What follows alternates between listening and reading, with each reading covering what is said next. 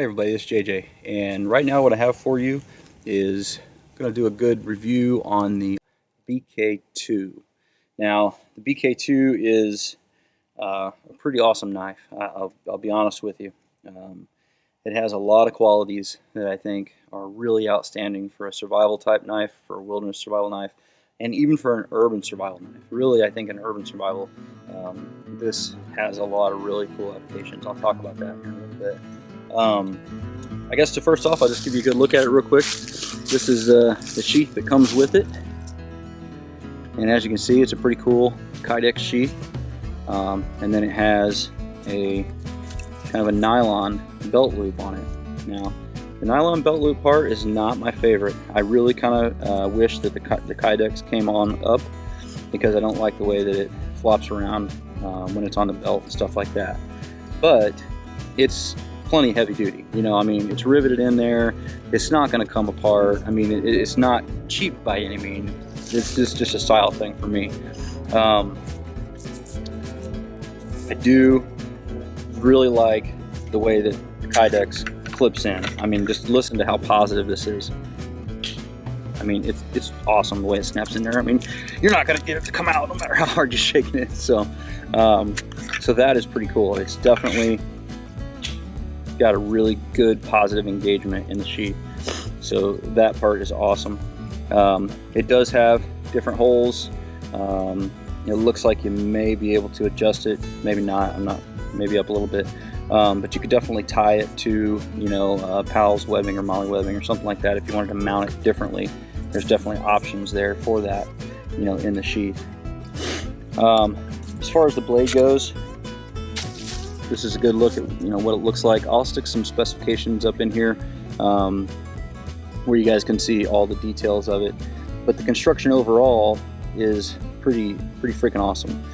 You've got the inset screws, the Allen head bolts, and nuts. And as you can see, the tang, I mean, it's about 1/4 of an inch thick. So, I mean, this is just beefy as you can get. On the pommel, you've got kind of a nice little strike edge there. You also have a lanyard hole, and then the handle is just sized perfectly, you know, for a normal size hand. You know, it's just going to fit right in there really well. So it's got this coating over it. We'll have to see. As you guys can tell, it's brand new right now. This is going to be my first uses of the knife that you'll see here in the video.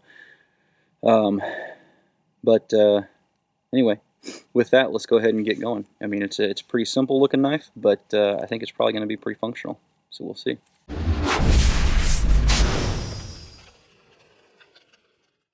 Okay, so we're going to start out just by splitting down through this piece of pine.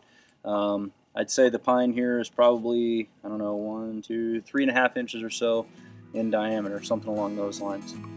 And we'll just start out by going right down through the middle. We've got a couple of knots in it, so it's not a perfect piece of wood, but we'll see if we can handle it.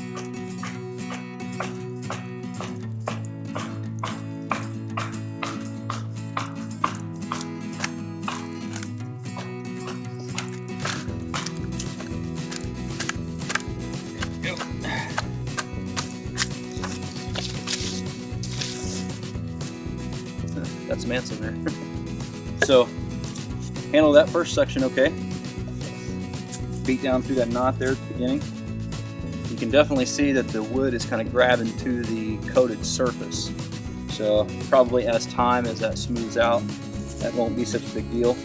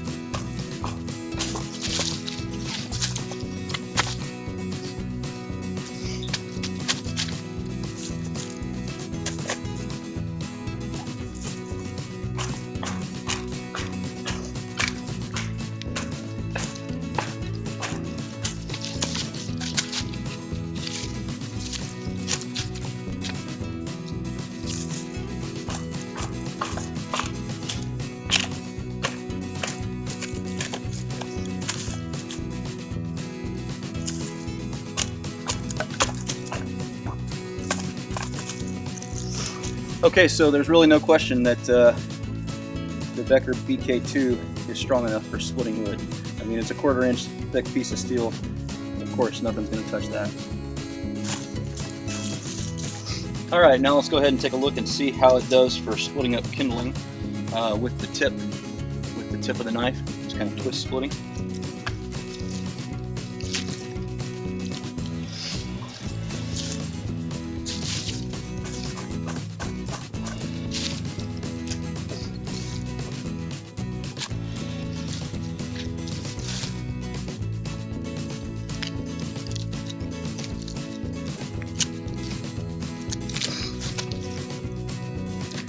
Definitely have to put a lot of pressure onto it because it's such a thick and big tip.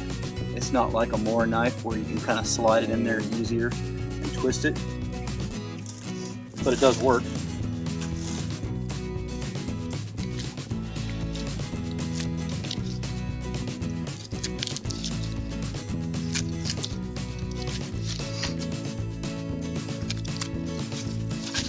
So yeah, it's working okay.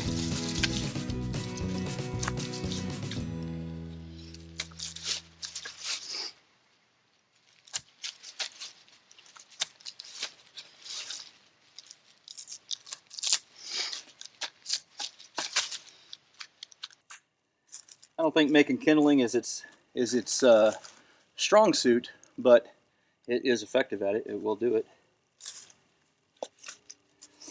All right, let's go ahead and see about cutting some feather sticks.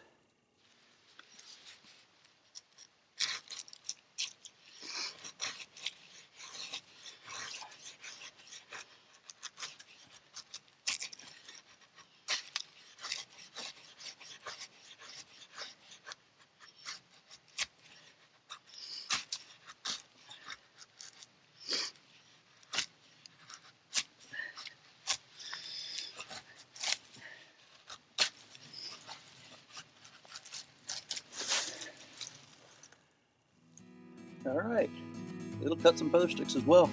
I was a little worried about the thickness of the blade and whether or not it would be able to actually, cut the finer shavings, but it does get in there. I haven't sharpened this at all. This is how it came out of the box.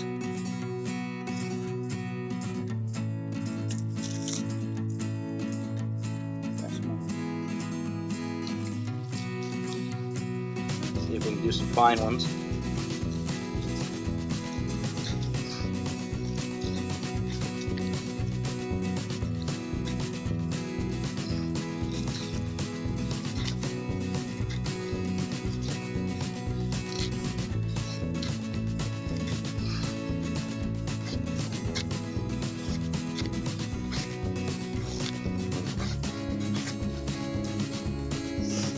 Alright, looks like it'll do some fine curls too if you give it a good edge to work with.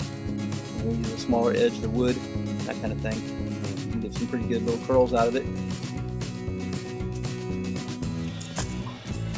So, a lot of folks like to, in knife reviews, they like to take a knife and chop it, add the wood and all that kind of stuff. Personally, I don't like to do that, okay? And the reason is I don't think it's a safe thing to do with the knife. And in my 30 years plus in the woods, I've never had an occasion to where I needed to chop with it. If I'm going to have to go through something like that, I'm going to baton through it with, by taking the edge, putting it there, and putting it opposite, and cutting it out. I just think that's a lot safer way to go personally. So that's how I'm going to test these knives, because that's what I do.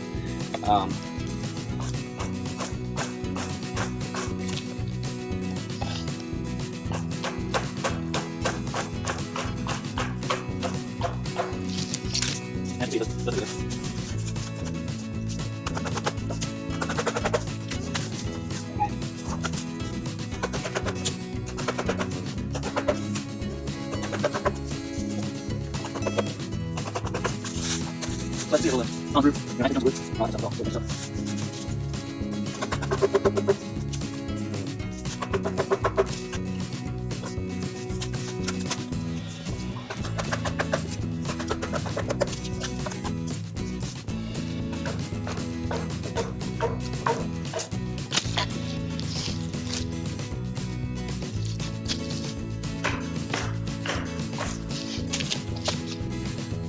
And there we go, Becker BK2.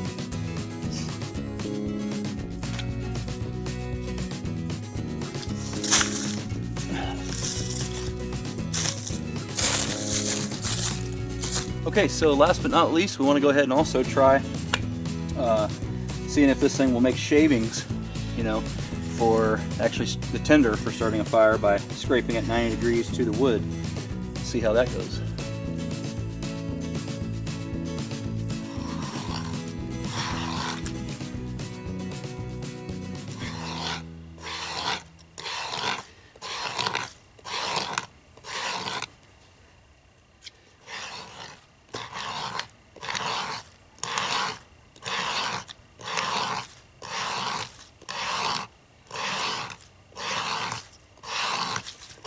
Seems to be working pretty well.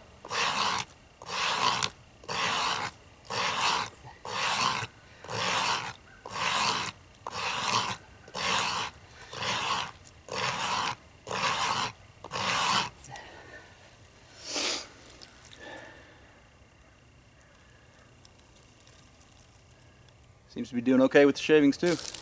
Okay guys, so earlier I said that I think that the real good applications for the BK2 might be in urban survival. And part of the reason that I said that is because for a good urban survival knife, you want to have something that not only can maintain a good edge, but that is so thick and strong that you're going to be able to, you know, jam it into a door frame if you needed to get, you know, a car, somebody was stuck in a car or something like that. Or if you're in a building trying to get out of a building and a door was jammed, you're trying to pry that open or something. I mean, you want a really extremely tough knife for an urban survival situation, because, you know, you're not using it against wood and you know, soft natural materials. You're using it against hard man-made kind of stuff, and it's going to have to be something that's really indestructible. And when I look at this knife, that's what I see. I mean, this knife is freaking indestructible. I mean, the tip is amazing. I wish I had some materials out here that I could show you just how awesome it is, that it can penetrate. Maybe I'll forage around and see if I can find some stuff like that. But I mean, it's just, you know, you're not going to hurt the tip of this thing at all, because it's just huge. I mean, it's just a big thick spike, you know, and the blade is just super thick and durable, and so it's just not something that you're going to be able to tear up. Now, is that good in a wilderness situation too? Of course it is, because, you know, you could dig with this thing. If you needed to dig like a seepage well or a seepage hole or something along those lines, this thing's going to do awesome for that. It's a good wide blade, you know, you could do that. Chopping through ice or something along those lines, this is going to do that kind of thing, no problem. This kind of knife is going to be able to withstand things that, like a Mora, you know, or an Open L or smaller other traditional bushcraft knives are not going to be able to do with the same kind of effectiveness at all. So, I mean, this is really a tool every much as bit as it is a knife, and that's one of the things that I really like about this thing. As far as blade length goes, 5 inches is about the very smallest that I would want a blade length to be for a wilderness survival knife. Personally, I prefer about a 7, but the 5 inches is going to be adequate enough so that you can be able to split down through about 3.5 inch size wood, you know, diameter wood, kind of like I did earlier, and it's going to get the job done. You know, it's definitely going to get the job done. Just my personal preference is about 7, and that's where I think the Ontario the Rat 7 comes in, and that's a pretty good knife that you might want to consider too. So anyhow, this is a pretty fantastic knife. I've got to say, I mean, I obviously don't have a ton of experience with it in the field, but if you guys subscribe to the channel and you stick with me, in another 6 months or so after I've had a chance to get this out and really abuse it long term, then I'm going to be able to give you an even better, kind of understanding of how well the knife does, because that's generally what you'll see here. Is I'll show you like an initial review, and then I'm going to show you a long-term review as well. Okay guys, so like I said, that has been a quick look at the Becker BK2 in a wilderness survival setting. As far as using it for breaking up wood and cutting feather sticks and shaving and batoning through stuff, it does a pretty awesome job. If I was going to give this knife a rating, I think in a wilderness survival setting, I'd probably give it probably an 8.5 out of 10 stars. Like I said, I'd like to see a little bit longer blade on it, and then I'd like to see the sheath actually kind of come up, you know, the kydex kind of come up the full way or whatever. But other than that, I mean, I can't really say a lot of bad things about it. I mean, it's a big, tough hunk of steel, you know. I mean, it's going to do whatever it is that you want it to do, you know. You guys go ahead and you'll see a link up in here to southblade.com. They sent this knife out for me to take a look at it, and you know, I think it's a great little knife, and they've got a pretty wide ranging selection of blades up there, so definitely go check them out and see if there's anything that you guys might need for your kit. So as always, guys, I definitely appreciate it when you click the thumbs up button, when you share it with your friends on Facebook, Twitter, and Google+, and don't forget to live the 6 Ps. Proper prior preparation prevents poor performance. What's your guys' favorite knife? Stick that in the comments down below if you don't mind. Thanks a bunch.